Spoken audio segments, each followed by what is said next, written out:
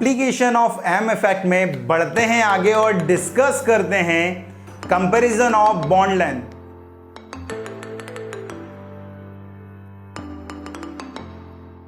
Bond length का comparison करना है यार, ठीक है। यहां पर हम क्वेश्चन से करने की कोशिश करेंगे इस एप्लीकेशन को। पहला क्वेश्चन देखो, पहला क्वेश्चन मुझे कुछ इस तरह से गिवन है, CH3 C double bond O और O।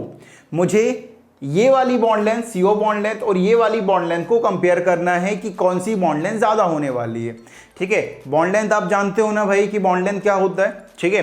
अब यहां पर देखो कि हमारे पास चार ऑप्शन है, A is greater than B, दूसरा ऑप्शन है B is greater than A, तीसरा ऑप्शन है A इक्वल टू B और फोर्थ ऑप्शन है नन, ठीक है। अब होने क्या वाला है, यहां पर देखो कि ये जो कंडीशन बन रही है, यहां पर एक नेगेटिव चार्ज पाई बॉन्ड के साथ किस में है, कॉन्जुगेशन में आ रहा है। अगर ये कॉन्जुगेशन में आ रहा है मतलब यहां पर रेजोनेंस हो सकता है, और जैसे ही रेजोनेंस होगा तो यहां पर कुछ इस तरह का होने वाला है, ये नेगेटिव चार्ज यहां पर आएगा, ये पाई बॉन्ड यहां पर शिफ्ट हो जाएगा, ठीक है। तो यहां पर क्या हो रहा है, इक्वल रेजोनेटिंग स्ट्रक्चर्स बनने वाले हैं, दो इक्वल रेजोनेटिंग स्ट्रक्चर्स बनने वाले हैं। अब यहां पर क्या होने वाला है, यहां पर भी पार्शियल डबल बॉन्ड, यहां पर भी पार्शियल डबल बॉन्ड, ठीक है।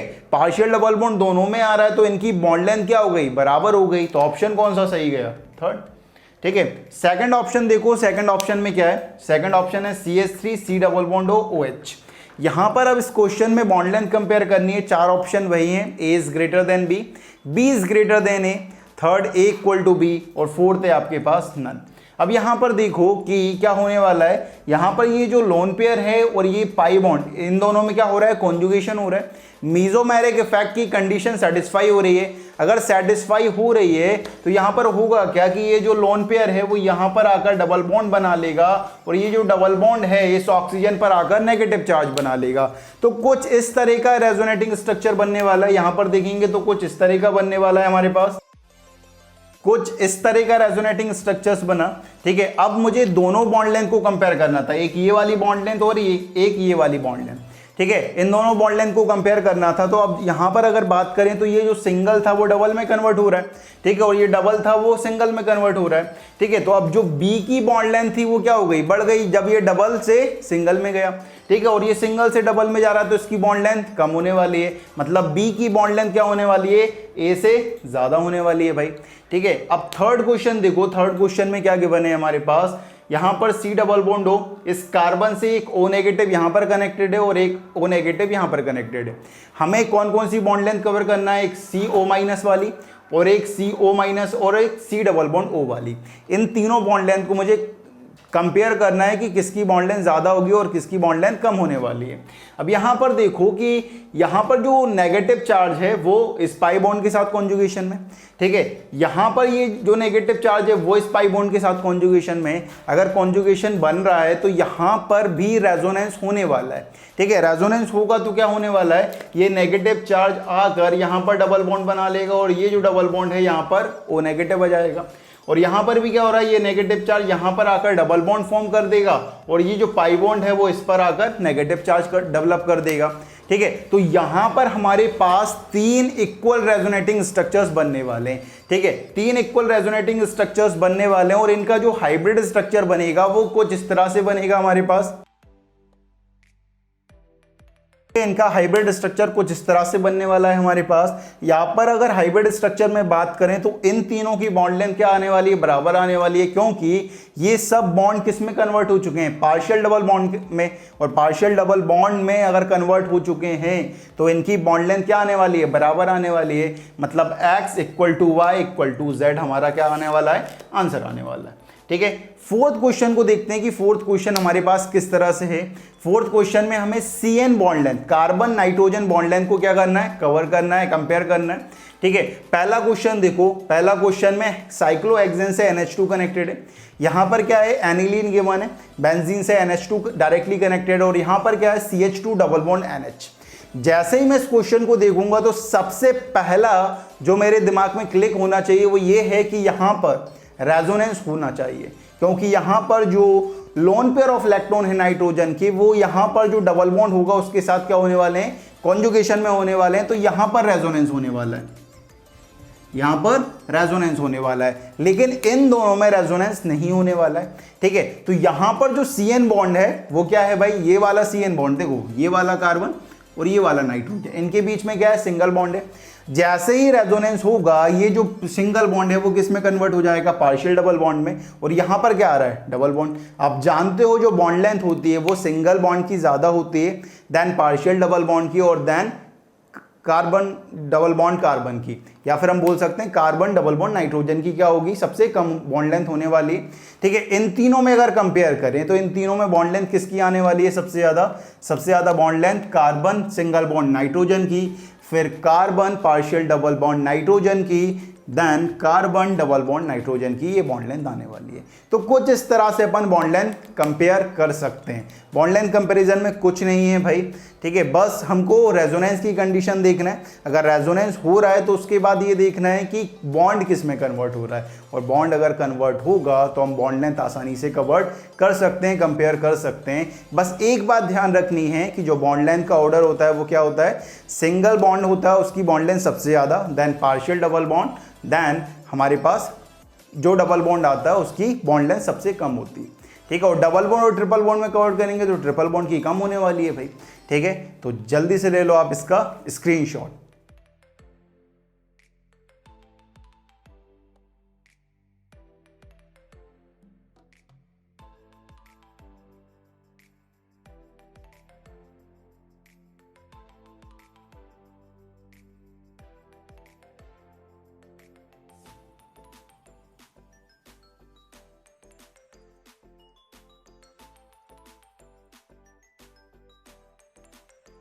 तो ले लिया है आपने इसका स्क्रीनशॉट, तो चलिए डिस्कस करते हैं थर्ड एप्लीकेशन। थर्ड एप्लीकेशन जो हमारे पास आती है वो है हमारे पास एरोमेटिसिटी। ठीक है, एरोमेटिसिटी का एक्चुअल मतलब क्या होता है कि एरोमेटिसिटी मींस एक्स्ट्रा स्टेबिलिटी विच फॉलो अकल्स रूल्स। एरोमेटिसिटी कंपाउंड में होने से उसमें एक्स्ट्रा स्टेबिलिटी आ जाती है। ठीक है, और वो क्या करते हैं, हकल्स रूल को फॉलो करते हैं। ठीक है, अगर हम स्टेबिलिटी ऑर्डर की बात करें तो स्टेबिलिटी ऑर्डर कुछ इस तरह से है, जो कंपाउंड एरोमेटिक होगा वो सबसे ज्यादा स्टेबल होता है, then non aromatic compound, then anti aromatic compound, aromatic, non aromatic, then anti aromatic. अब बात आती है कि हम किसे एरोमेटिक कहें, किसे एंटी एरोमेटिक कहें और किसे नॉन एरोमेटिक कहें। ठीक है, अब बात करते हैं कि एरोमेटिक या एंटी एरोमेटिक हम किसे कहने वाले हैं। ठीक है, यहां पर देख रहे हो एक साइड एरोमेटिक की पॉइंट्स लिखे हुए हैं और एक साइड एंटी एरोमेटिक के लिखे हुए हैं। अब हमें ये पॉइंट्स ये बताएंगे कि कौन सा कंपाउंड आपका एरोमेटिक होने वाला है और कौन सा कंपाउंड आपका एंटी एरोमेटिक होने वाला है। एरोमेटिक की पहले बात करते हैं। एरोमेटिक में पहला पॉइंट देखो, आयन और molecule should be cyclic. Aromatic होने के लिए जो आयन या मॉलिक्यूल होना चाहिए वो क्या होना चाहिए, साइक्लिक होना चाहिए। दूसरा point, they should be planar. Planar होना चाहिए, ध्यान रखें। ठीक है, आउट ऑफ द प्लेन नहीं होना चाहिए भाई कोई भी एटम को। ठीक है, तो प्लेनर होना चाहिए। और तीसरे अगर बात करें तो यहां पर there should be a cyclic resonance. Cyclic resonance होना चाहिए। तो 3 पॉइंट, आयन और molecule should be cyclic, they should be planar and there should be a cyclic resonance. ये 3 पॉइंट एरोमेटिक में भी काम करते हैं और एंटी एरोमेटिक भी काम करते हैं। मतलब अगर कोई कंपाउंड एरोमेटिक है या एंटी एरोमेटिक है, ये तीनों पॉइंट तो उसमें भी होंगे भाई, दोनों में कॉमन है भाई, कि जो तीनों पॉइंट हैं ऊपर वाले वो एरोमेटिक में भी कॉमन है और एंटी एरोमेटिक में भी कॉमन है। अब बात आती है फोर्थ पॉइंट की। फोर्थ पॉइंट ही डिसाइड करता है कि आपका कंपाउंड एरोमेटिक होने वाला है या एंटी एरोमेटिक होने वाला है। फोर्थ पॉइंट ये बोलता है they should follow Huckel's rule of 4n+2 pi electrons. ठीक है, एरोमेटिक अगर कंपाउंड है तो वो हकल्स रूल कौन सा फॉलो करेगा, 4n+2 pi electrons, where n equal to 0, 1, 2, 3, 4। जहां पर n की वैल्यू क्या हो सकती है, 0 हो सकती है, 1 हो सकती है, 2 हो सकती है, 3 हो सकती है। या फिर अपन ऐसा बोल सकते हैं, अगर मैं यहां पर n की वैल्यू को 0 पुट करूं तो क्या आएगा भाई, 4 × 0 + 2 इक्वल टू क्या आएगा, 2 पाई इलेक्ट्रॉन्स। मतलब उसके पास या तो 2 इलेक्ट्रॉन हो, या अगर n की वैल्यू 1 पुट करूंगा तो क्या आ जाएगा भाई, 6 पाई इलेक्ट्रॉन्स।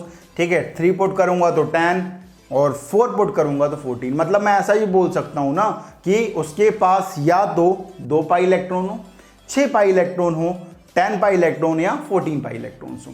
ठीक है, तो एरोमेटिक जो कंपाउंड होंगे वो 4n+2 पाई इलेक्ट्रॉन्स को फॉलो करेंगे, जिसमें n की वैल्यू 0 1 2 3 4 एंड सो ऑन होने वाली है।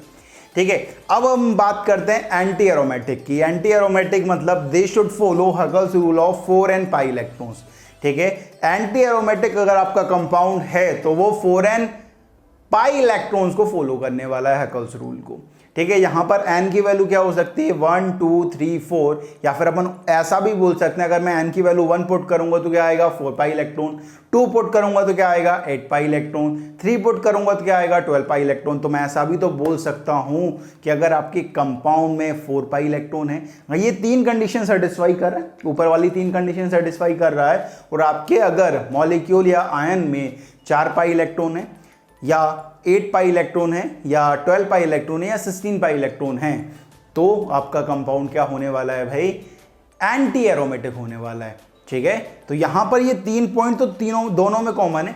ठीक है, एरोमेटिक में भी कॉमन है और एंटी एरोमेटिक में भी कॉमन है। अब बात आती है कि बाबा जी हमने तो यहां पर 3 लिखे हुए हैं कि एरोमेटिक भी लिखा हुआ है, नॉन एरोमेटिक भी लिखा हुआ है, एंटी एरोमेटिक। एरोमेटिक और एंटी एरोमेटिक की तो आपने बात समझा दी कि अगर ये 4 पॉइंट्स को अगर फॉलो कर रहा होगा कोई कंपाउंड, तो उससे हम ये डिसाइड कर सकते हैं कि कोई भी कंपाउंड एरोमेटिक है या एंटी एरोमेटिक है। अब बात ये आती है कि नॉन एरोमेटिक किसे कहें। ठीक है, नॉन एरोमेटिक जो एरोमेटिक ना हो, जो एंटी एरोमेटिक ना हो, जो बचा हुआ पार्ट है वो कंपाउंड क्या कहलाएगा हमारा, नॉन एरोमेटिक। जो एरोमेटिक और एंटी एरोमेटिक नहीं होते हैं वो कौन होते हैं, नॉन एरोमेटिक। ये ध्यान रखना है। ठीक है, तो यहां पर ये ध्यान रखना है, नॉन एरोमेटिक इनमें से कोई पॉइंट को फॉलो नहीं करेगा, ये ध्यान रखना है। ठीक है, नॉन एरोमेटिक इनमें से कोई पॉइंट को फॉलो नहीं करेगा। ठीक है, अब हम डिस्कस करने वाले हैं क्वेश्चंस कि एरोमेटिसिटी पर, ठीक है, किस तरह के क्वेश्चन फ्रेम हो सकते हैं। तो जल्दी से ले लो पहले इसका स्क्रीनशॉट।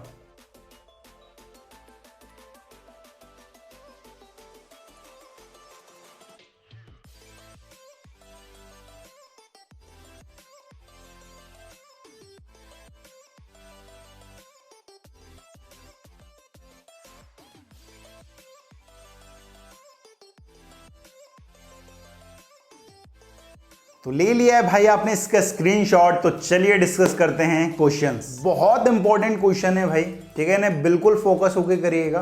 क्वेश्चन हमारे पास कुछ इस तरह से है, in which of the following is aromatic, anti aromatic and non aromatic. जो आपको कंपाउंड्स दिए गए हैं, अलग अलग आयंस दिए गए हैं, उनमें से आपको बताना है कि कौन सा आयन या कौन सा मॉलिक्यूल एरोमेटिक है, कौन सा एंटी एरोमेटिक है और कौन सा नॉन एरोमेटिक है। ठीक है, सबसे पहला क्वेश्चन करने की कोशिश करते हैं। सबसे पहला क्वेश्चन देखो, यहां पर 3 कंडीशन सेटिस्फाई होनी चाहिए। वो पहली क्या 3 कंडीशन थी, आयन और मॉलिक्यूल शुड बी साइक्लिक। ठीक है, प्लेनर होना चाहिए मॉलिक्यूल या आयन, और साइक्लिक रेजोनेंस होना चाहिए। पहले तो ढूंढो भाई, यहां पर अगर बात करें तो ये जो कार्बन है, ठीक है, उसकी 4 वैलेंसी होनी चाहिए, 2 वैलेंसी यहाँ कवर होगी, 1 वैलेंसी यहाँ और 1 यहाँ, मतलब ये sp2 है, ये भी sp2 है। ठीक है, और ये क्या होने वाला है, यहाँ पर एक हाइड्रोजन होगा तो ये भी sp2 होने वाला है, मतलब प्लेनर तो है, साइक्लिक भी है, और यहाँ पर साइक्लिक रेजोनेंस की कंडीशन भी सेटिस्फाई हो रही है कि यहाँ पर जो पाई बॉन्ड है वो पॉजिटिव के साथ क्या बना रहा है भाई, कॉन्जुगेशन बना रहा है। अगर कॉन्जुगेशन बना रहा है तो ये 3 कंडीशन सेटिस्फाई कर ली इसने। अब बचा क्या है, अब यहां पर मैं पाई इलेक्ट्रॉन देखूं तो कितने पाई इलेक्ट्रॉन आ रहे हैं भाई, 2 पाई इलेक्ट्रॉन आ रहे हैं। कितने पाई इलेक्ट्रॉन आ रहे हैं, 2 पाई इलेक्ट्रॉन। अगर 2 पाई इलेक्ट्रॉन्स आ रहे हैं तो ये क्या होना चाहिए, ये 4n+2, n की वैल्यू अगर 0 पुट करूंगा तो 2 पाई इलेक्ट्रॉन आएंगे, तो ये क्या है भाई हमारा एरोमेटिक, ये हमारा एरोमेटिक है। ठीक है, सेकंड क्वेश्चन देखते हैं। सेकंड क्वेश्चन में यहां पर अगर देखें तो ये जो नेगेटिव चार्ज है वो इस पाई के साथ क्या हो रहा होगा, कॉन्जुगेशन कर रहा होगा। साइक्लिक रेजोनेंस तो है, साइक्लिक भी है, प्लेनर भी है। ठीक है, ये कंपाउंड क्या है, प्लेनर। इन सब का हाइब्रिडाइजेशन चेक करोगे, कार्बन का क्या आने वाला है, sp2 होने वाला है। ठीक है, तो ये प्लेनर होने वाले हैं। अब यहाँ पर अगर बात करें तो ये जो नेगेटिव चार्ज है वो इस पाई बॉन्ड के साथ क्या करने वाला है, कॉन्जुगेशन में आने वाला है। अब क्या होगा, ये जो नेगेटिव चार्ज है वो यहाँ पर आएगा और ये जो पाई बॉन्ड है यहाँ पर आ जाएगा, मतलब टोटल पाई इलेक्ट्रॉन्स कितने आने वाले हैं हमारे पास, 4 आने वाले हैं। तो यहाँ पर हमारे पास टोटल पाई इलेक्ट्रॉन्स कितने हैं, 4 पाई इलेक्ट्रॉन्स हैं। अगर 4 पाई इलेक्ट्रॉन्स हैं तो ये 4n पाई इलेक्ट्रॉन्स को, रकल्स रूल को ये फॉलो कर रहा है, तो ये क्या होने वाला है, एंटी एरोमेटिक। ठीक है, अब यहां पर सी देखते हैं। ठीक है, सी कौन सा है हमारे पास, यहाँ पर अगर बात करें तो आयन और मॉलिक्यूल साइक्लिक है, ठीक है, साइक्लिक रेजोनेंस की कंडीशन भी सेटिस्फाई है, और इन चारों कार्बन का जो हाइब्रिडाइजेशन आने वाला है वो sp2 आने वाला है, मतलब ये प्लेनर भी है। अब बात आती है यहाँ पर कितने पाई इलेक्ट्रॉन्स हैं, 4 पाई इलेक्ट्रॉन्स हैं। अगर 4 पाई इलेक्ट्रॉन्स हैं तो ये जो कंपाउंड है वो क्या होने वाला है, एंटी एरोमेटिक। ये 4 पाई इलेक्ट्रॉन्स क्या होने वाला है, एंटी एरोमेटिक। डी देखते हैं, ठीक है, डी बेंजीन गिवन है भाई, बेंजीन सबको पता होता है कि ये एरोमेटिक होता है। अब क्यों होता है, यहां देखो साइक्लिक है, साइक्लिक रेजोनेंस की कंडीशन भी सेटिस्फाई कर रहा है, पाई बॉन्ड कॉन्जुगेट पोजीशन पर है, और तीसरा ये जो बेंजीन है वो प्लेनर है, क्योंकि हर एक कार्बन का जो हाइब्रिडाइजेशन आने वाला है वो क्या आने वाला है, sp2। मतलब 3 कंडीशन तो सेटिस्फाई कर दी। अब यहां पर कितने पाई इलेक्ट्रॉन है, 2, 4 और 6, मतलब 6 पाई इलेक्ट्रॉन्स आ रहे हैं और 6 पाई इलेक्ट्रॉन्स आ रहे हैं, तो ये क्या होने वाला है भाई, एरोमेटिक, क्योंकि ये 4n+2 पाई इलेक्ट्रॉन्स को फॉलो कर रहा है। अगर मैं n की वैल्यू 1 पुट करता हूं तो कितना आ जाएगा, 6, और यहां पर 6 पाई इलेक्ट्रॉन आ रहे हैं, तो ये जो बेंजीन है वो क्या होने वाला है, एरोमेटिक, ये एरोमेटिक होने वाला है, ठीक है। ई देखो, ई यहां पर देखो, तो यहां पर सबसे पहले क्या देखना है, 3 कंडीशन देखना है। आयन और molecule should be cyclic, cyclic है, साइक्लिक रेजोनेंस होनी चाहिए, है भाई, ये दोनों पाई बॉन्ड कॉन्जुगेशन में एक दूसरे के। मॉलिक्यूल या आयन वो होना चाहिए प्लेनर। इस कार्बन को चेक करा sp2 sp2 sp2 sp2, और इस कार्बन को जब मैंने चेक करा तो ये कितना आ रहा है, sp3। यहाँ पर देखो ये जो कार्बन है, ये जो कार्बन है उसकी 2 वैलेंसी, एक ये वैलेंसी एक ये वैलेंसी, एक हाइड्रोजन एक हाइड्रोजन, मतलब ये क्या आ रहा है, sp3 हाइब्रिडाइज्ड आ रहा है, और sp3 हाइब्रिडाइज्ड है तो ये प्लेनर नहीं है। अगर ये प्लेनर नहीं है तो क्या होगा भाई, ये नॉन एरोमेटिक होने वाला है, क्योंकि एरोमेटिक या एंटी एरोमेटिक की कंडीशन वो 3 है, मतलब 3 को सेटिस्फाई करना चाहिए भाई, लेकिन ये सेटिस्फाई नहीं कर रहा है, तो ये क्या होने वाला है हमारा, non aromatic, Na, non aromatic, ठीक है। एफ वाला देखो, एफ वाला अगर यहाँ पे बात करें तो तीनों कंडीशन को पहले देख लेना है यार, ठीक है, तीनों अगर कंडीशन को चेक नहीं करोगे तो एरोमेटिक का क्वेश्चन गलत हो सकता है, ठीक है। तो यहाँ पर ऐसा नहीं कि डायरेक्ट अपन हकल्स रूल को देख लें कि अगर भाई यहाँ पर 2 पाई इलेक्ट्रॉन है देखते से एरोमेटिक, गलत चला जाएगा भाई। अब यहाँ पर देखो तीनों कंडीशन पहले सेटिस्फाई करो, आयन और molecule should be cyclic, cyclic resonance होना चाहिए, पाई बॉन्ड किसके साथ कॉन्जुगेशन में, किसी के साथ कॉन्जुगेशन में नहीं है, अगर कॉन्जुगेशन नहीं है तो रेजोनेंस नहीं है, और रेजोनेंस नहीं है तो ये जो कंपाउंड मॉलिक्यूल होने वाला है वो क्या होने वाला है हमारा, नॉन एरोमेटिक, नॉन एरोमेटिक होने वाला है, ठीक है। अब यहाँ पर जी देखो, जी में क्या होने वाला है, यहाँ पर ये जो पॉजिटिव चार्ज है वो इस पाई बॉन्ड के साथ क्या कर रहा है, कॉन्जुगेशन कर रहा है, मतलब साइक्लिक रेजोनेंस तो है, मॉलिक्यूल और आयन साइक्लिक है, प्लेनर भी है। इन सब कार्बन का अगर हाइब्रिडाइजेशन कैलकुलेट करोगे तो क्या आने वाला है, sp2, मतलब प्लेनर भी है। अब यहाँ पर अगर बात करें तो कितने पाई इलेक्ट्रॉन है, 2 पाई इलेक्ट्रॉन यहाँ, 2 पाई इलेक्ट्रॉन यहाँ, टोटल पाई इलेक्ट्रॉन कितने, 4 पाई इलेक्ट्रॉन्स। अगर 4 पाई इलेक्ट्रॉन्स आ रहा है तो ये जो मॉलिक्यूल है, जो आयन है, वो क्या होने वाला है हमारा, एंटी एरोमेटिक होने वाला है। यहाँ पर हमारे पास 4 पाई इलेक्ट्रॉन्स हैं और 4 पाई इलेक्ट्रॉन्स हैं, तो ये जो मॉलिक्यूल या आयन है वो क्या होने वाला है हमारे पास, एंटी एरोमेटिक होने वाला है, ठीक है। अब यहाँ पर H देखो, H पे अगर बात करें तो यहाँ पर मॉलिक्यूल और आयन साइक्लिक है, ठीक है, और यहाँ पर अगर बात करें तो साइक्लिक रेजोनेंस की भी कंडीशन सेटिस्फाई हो रही कि 2 पाई बॉन्ड कॉन्जुगेट पोजीशन पर आ रहे हैं, ठीक है। अब यहाँ पर अगर बात करें तो कितने पाई इलेक्ट्रॉन है, कि इस लोन पेयर को मैं पाई इलेक्ट्रॉन में कंसीडर्ड करूं या नहीं करूं। ये जो लोन पेयर है ना नाइट्रोजन का अगर मैं हाइब्रिडाइजेशन देखूंगा तो कितना आ रहा है, 2 यहाँ पर 1 यहाँ पर, ठीक है, एक बॉन्ड यहाँ पर, एक बॉन्ड यहाँ पर, एक लोन पेयर, मतलब एक लोन पेयर 2 बॉन्ड पेयर हैं, तो कितना हाइब्रिडाइजेशन होगा इसका हाइब्रिडाइजेशन होने वाला है sp2। अगर sp2 हाइब्रिडाइजेशन होता है नाइट्रोजन का तो उसके जो लोन पेयर होते हैं वो कभी भी रेजोनेंस में पार्टिसिपेट नहीं करते, क्योंकि ये क्या चले जाते हैं, जो पाई बॉन्ड होते हैं उसके परपेंडिकुलर चले जाते हैं, और रेजोनेंस में पार्टिसिपेट करने के लिए जो लोन पेयर होना चाहिए वो क्या होना चाहिए भाई, पैरेलल होना चाहिए पाई बॉन्ड सिस्टम के। तो यहाँ पर परपेंडिकुलर चले जाते हैं, तो ये जो लोन पेयर हैं वो रेजोनेंस में पार्टिसिपेट नहीं करेंगे। ये क्या रहने वाले हैं, लोन पेयर लोकलाइज्ड होने वाले हैं, ये ध्यान रखना है। ये जो लोन पेयर हैं वो क्या होने वाले हैं, लोकलाइज्ड होने वाले हैं, लोकलाइज्ड होने वाले हैं। लोकलाइज्ड मतलब ये रेजोनेंस में पार्टिसिपेट नहीं करने वाले हैं। अब यहाँ पर अगर बात करें तो कितने पाई इलेक्ट्रॉन हैं हमारे पास, 4 पाई इलेक्ट्रॉन्स हैं, और 4 पाई इलेक्ट्रॉन्स हैं तो ये जो मॉलिक्यूल है वो क्या हो जाएगा हमारा, एंटी एरोमेटिक। अब यहाँ पर आई की बात करते हैं, आई हमें पायरोल के वन है, ठीक है, पायरोल के वन है। अब यहाँ पर बात आती है, सबसे इंपॉर्टेंट बात ये आती है कि बाबा जी ये जो नाइट्रोजन है इसके लोन पेयर पार्टिसिपेट करेंगे या नहीं करेंगे। अब यहाँ पर इस नाइट्रोजन का अगर हाइब्रिडाइजेशन निकालूंगा तो नाइट्रोजन की एक वैलेंस ये सेटिस्फाई कर रहा है, एक वैलेंस ये, और एक कौन कर रहा होगा, हाइड्रोजन, और एक लोन पेयर है, मतलब 3 बॉन्ड पेयर, एक लोन पेयर। हाइब्रिडाइजेशन कितना आएगा, हाइब्रिडाइजेशन यहाँ पर sp3 आने वाला है, और sp3 आ गया तो ये जो लोन पेयर हैं वो पार्टिसिपेट कर जाएंगे रेजोनेंस में। तो अब यहाँ पर टोटल पाई इलेक्ट्रॉन्स कितने आएंगे, 2 यहाँ पर, 2 यहाँ पर और 2 ये, मतलब टोटल पाई इलेक्ट्रॉन्स कितने हमारे पास, 6 पाई इलेक्ट्रॉन्स, और 6 पाई इलेक्ट्रॉन्स आ रहे हैं। तो ये जो मॉलिक्यूल है पायरोल वो क्या होने वाला है, हमारा एरोमेटिक होने वाला है भाई, ये ध्यान रखेंगे, ठीक है। यहाँ पर ये जो होने वाला है वो एरोमेटिक होने वाला है क्योंकि हमारे पास 6 पाई इलेक्ट्रॉन्स हैं। और यहाँ पर जो लोन पेयर हैं वो क्या होने वाला है भाई, डीलोकलाइज्ड होने वाला है, ये ध्यान रखें, ठीक है, रेजोनेंस में पार्टिसिपेट करने वाला है।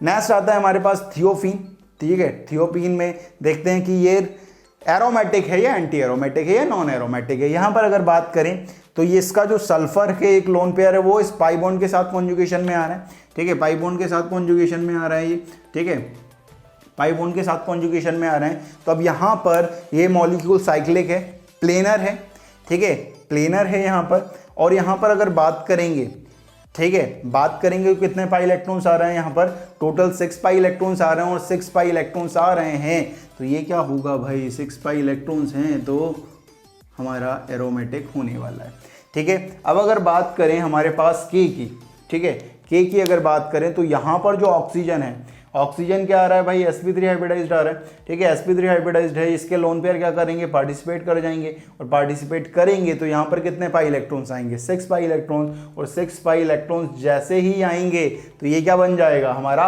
एरोमेटिक, ठीक है। एल अगर बात करें तो एल की अगर बात करेंगे तो यहाँ पर ये जो नाइट्रोजन है उसके जो लोन पेयर हैं वो पार्टिसिपेट नहीं करने वाले हैं, क्योंकि ये जो नाइट्रोजन है वो हमारा क्या है भाई, sp2 हाइब्रिडाइज्ड है, क्या है, sp2 हाइब्रिडाइज्ड है, लोन पेयर पार्टिसिपेट नहीं कर रहे हैं। आयन और मॉलिक्यूल साइक्लिक है, प्लेनर है, साइक्लिक रेजोनेंस है, 6 पाई इलेक्ट्रॉन है, 2 pi electron, 2 pi electron, 2 pi electron, तो टोटल हमारे पास 6 पाई इलेक्ट्रॉन्स आ रहे हैं, और 6 पाई इलेक्ट्रॉन जैसे ही आए तो ये क्या कंपाउंड हो गया हमारे पास, एरोमेटिक। एम की अगर बात करें तो एम हमारे पास ट्रोपिलियम है, ठीक है, ट्रोपिलियम हमारे पास मोस्ट स्टेबल कंपाउंड होता है, ये ध्यान रखेंगे। यहाँ पर आयन और मॉलिक्यूल साइक्लिक है, साइक्लिक रेजोनेंस है, प्लेनर है, और यहाँ पर कितने पाई इलेक्ट्रॉन हैं, 6 पाई इलेक्ट्रॉन्स हैं, 6 पाई इलेक्ट्रॉन हैं, तो ये जो मॉलिक्यूल है वो क्या होने वाला है, एरोमेटिक होने वाला है, ठीक है। अब यहाँ पर अगर बात करें हमारे पास जो लास्ट गिवन है वो है हमारे पास मेलामीन।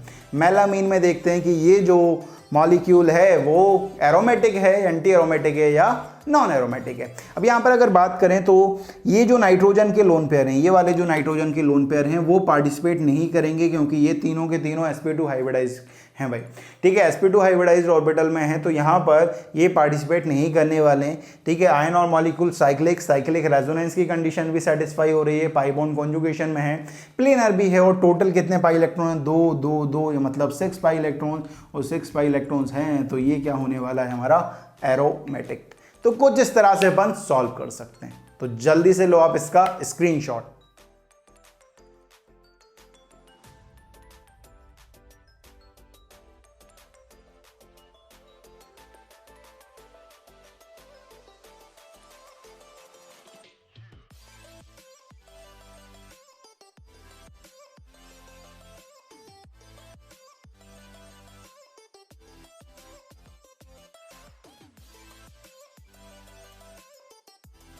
तो ले लिया है आपने इसका स्क्रीनशॉट, तो चलिए बढ़ते हैं आगे और डिस्कस करते हैं कुछ और क्वेश्चंस। अब यहाँ पर क्वेश्चन वही है कि इनमें से हमें यही डिसाइड करना है कि कौन सा एरोमेटिक है, कौन सा नॉन एरोमेटिक है और कौन सा एंटी एरोमेटिक है, ठीक है। अब यहाँ पर आगे बढ़ते हैं। यहाँ पर हमारे पास नया जो कंपाउंड गिवन है वो क्या है हमारे पास, बाइफेनाइल। बाइफेनाइल में हमें ये डिसाइड करना है कि ये जो कंपाउंड है वो एरोमेटिक है, एंटी एरोमेटिक है या नॉन एरोमेटिक है। इस कंपाउंड को देखेंगे, पहले 3 पॉइंट सेटिस्फाई कर लो।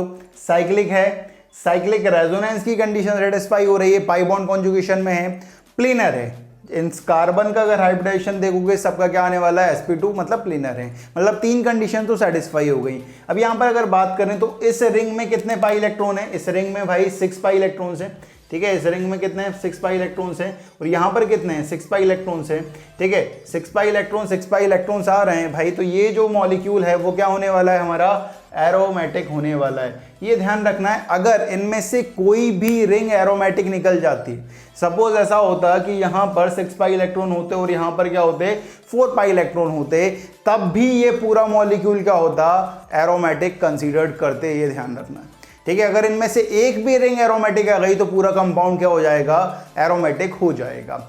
नेक्स्ट हमारे पास आने वाला है कुछ इस तरह से फ्यूज रिंग सिस्टम आने वाला है। ये कौन सा सिस्टम है भाई, फ्यूज रिंग, ठीक है, फ्यूज रिंग सिस्टम है।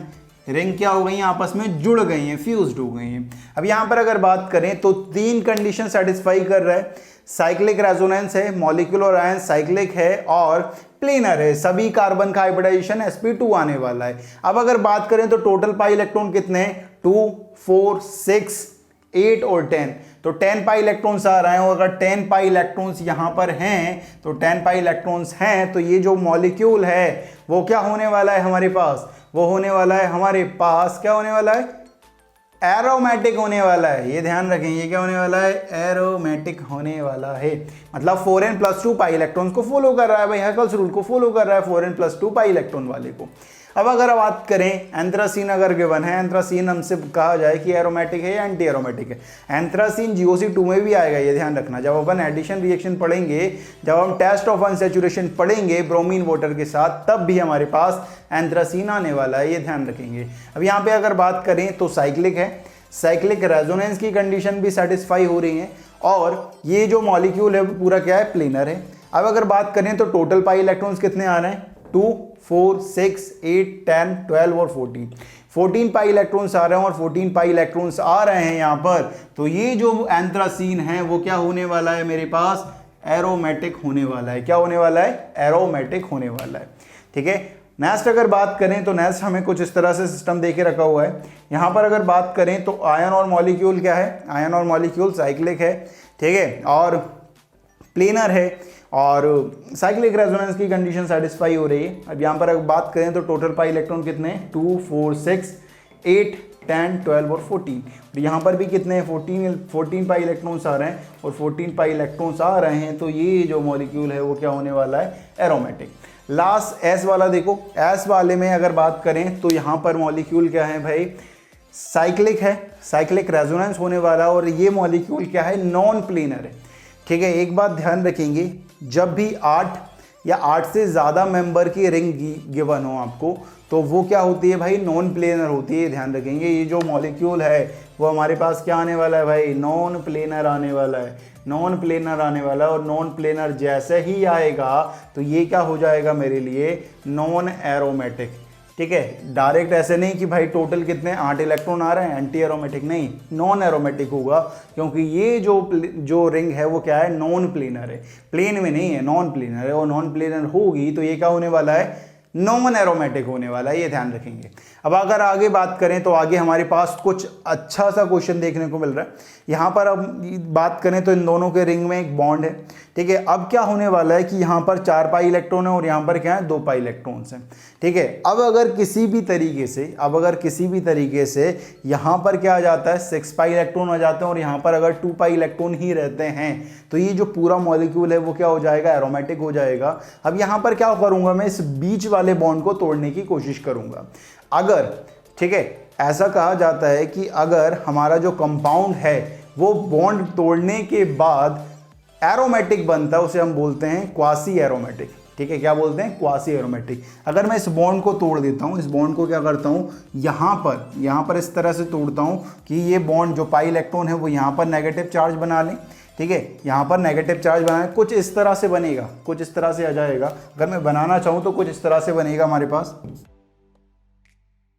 ठीक है। यहाँ पर ये नेगेटिव चार्ज और यहाँ पर पॉजिटिव चार्ज। जैसे ही आया यहाँ पर कितने हो गए, 2 पाई इलेक्ट्रॉन्स हो गए। यहाँ पर कितने पाई इलेक्ट्रॉन्स हो गए, 2 पाई इलेक्ट्रॉन्स हैं। अगर 2 पाई इलेक्ट्रॉन्स हैं तो ये क्या है, एरोमेटिक। और यहाँ पर कितने हो गए, 6 पाई इलेक्ट्रॉन्स, और 6 पाई इलेक्ट्रॉन जैसे ही हुए तो ये क्या हो गया हमारे पास, ये भी एरोमेटिक, ठीक है। तो ये पूरा कंपाउंड क्या हो गया हमारे लिए, एरोमेटिक। ठीक है। लास्ट वाला देखो, लास्ट वाला तुम्हारे लिए बहुत इंपॉर्टेंट रखता है यार। यहाँ पर देखो लास्ट वाले हमारे पास क्या गिवन है कि यहाँ पर भी यही सिस्टम गिवन है, ठीक है। यहाँ पर हमारे पास 6 पाई इलेक्ट्रॉन और यहाँ पर 2 पाई इलेक्ट्रॉन्स हैं। अगर इस बॉन्ड को तोड़ता हूँ मैं, अगर यहाँ पर मेरे पास क्या आ जाएगा कि 2 पाई इलेक्ट्रॉन्स हैं, ठीक है। अगर मैं यहाँ पर इस बॉन्ड को तोड़ता हूँ तो यहाँ पर क्या करना चाहूँगा, यहाँ पर अगर मैं इस तरह से तोड़ूंगा कि ये जो बड़ी रिंग है वो मेरी क्या हो जाए, एरोमेटिक हो जाए, तो यहाँ पर क्या आना चाहिए, पॉजिटिव चार्ज आना चाहिए, क्योंकि इसके पास 6 पाई इलेक्ट्रॉन्स हैं और 6 पाई इलेक्ट्रॉन्स हैं तो ये एरोमेटिक है, और यहाँ पर 2 पाई इलेक्ट्रॉन्स हैं ये तो, ठीक है। अब यहाँ पर अगर बात करें तो मैं क्या कर रहा हूँ, इस बॉन्ड को तोड़ने की कोशिश कर रहा हूँ। इस बॉन्ड को जैसे ही तोड़ूंगा तो यहाँ पर क्या जाएगा, नेगेटिव, यहाँ पर पॉजिटिव, इस तरह से उल्टा तोड़ रहा हूँ, सॉरी। तो यहाँ पर क्या जाएगा, नेगेटिव, और यहाँ पर क्या जाएगा, पॉजिटिव। जैसे ही आएगा तो यहाँ पर 6 पाई इलेक्ट्रॉन्स हैं और यहाँ पर कितने आ गए, 4 पाई इलेक्ट्रॉन्स आ गए। तो ये जो रिंग है ऊपर वाली वो क्या बन जाएगी मेरे लिए, 4 पाई इलेक्ट्रॉन्स आए तो एंटी एरोमेटिक, और ये क्या बन गई मेरे पास, एरोमेटिक। लेकिन पूरे कंपाउंड की बात करें तो पूरा कंपाउंड क्या होगा, एरोमेटिक। अगर एक बेरिंग यहाँ पर क्या आ जाती है, एरोमेटिक, तो पूरा कंपाउंड क्या होने वाला है, हमारा एरोमेटिक होने वाला है। इस बीच वाला बॉन्ड को हम तोड़ रहे हैं तो इस जो एरोमेटिक बना उसे हम बोलते हैं क्वासी एरोमेटिक है। ये कौन सा एरोमेटिक है भाई, क्वासी एरोमेटिक आने वाला है ये। तो इस तरह के एरोमेटिक क्वेश्चंस पूछे जा सकते हैं आपसे, तो जल्दी से ले लो आप इसका स्क्रीनशॉट।